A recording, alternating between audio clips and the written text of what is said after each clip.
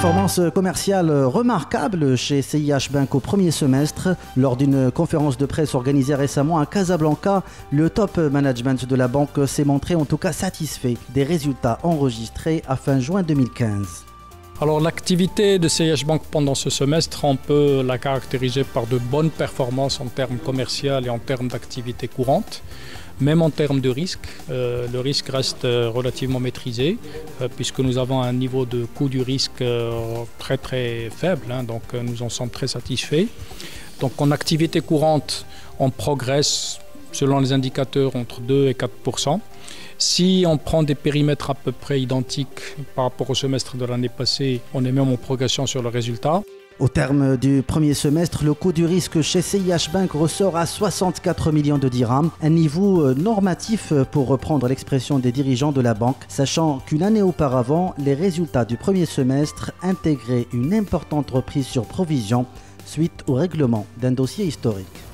Ce qui a joué sur l'année passée qu'on n'a pas eu cette année encore, j'espère que le deuxième semestre se rattrapera, c'est le règlement de ce que nous appelons les dossiers historiques, c'est-à-dire les dossiers du passé qui ont donné lieu à une couverture du risque, c'est-à-dire des provisions à 100%, et qui chaque année nous permettent de récupérer, parce qu'il y a certains dossiers qui arrivent à maturité pour trouver des solutions définitives, et la banque récupère de l'argent.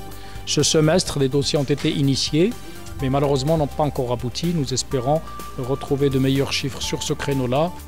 Dans une conjoncture difficile, le CIH Bank parvient quand même à tirer son épingle du jeu. L'encours des crédits sains a progressé de 3% pour atteindre 33,8 milliards de dirhams. Une performance remarquable dans un marché marqué par une décélération du crédit bancaire. Aujourd'hui, l'appel au crédit, notamment en matière d'investissement, surtout en matière d'investissement industriel. Il y a un petit ralentissement aussi sur l'immobilier. Donc il y a des moteurs forts de la demande de crédit qui ont fonctionné ces 10 dernières années, qui aujourd'hui connaissent un petit ralentissement. Nous espérons et nous croyons d'ailleurs que c'est conjoncturel, que ça va reprendre.